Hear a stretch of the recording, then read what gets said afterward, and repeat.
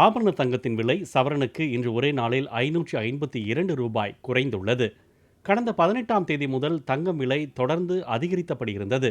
கடந்த 21ஆம் தேதி 32,000 தாண்டிய ஒரு சவரன் தங்கம் 3 நாள் இடைவெளியில் நேற்று 33,000 தாண்டி 33,328 புதிய உச்சத்தை தொட்டது.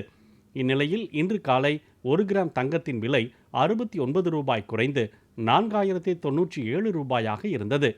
ஒரு சவரன் தங்கத்தின் விலை ரூபாய் 552 சரிந்து 32,776 ரூபாயாக இருந்தது.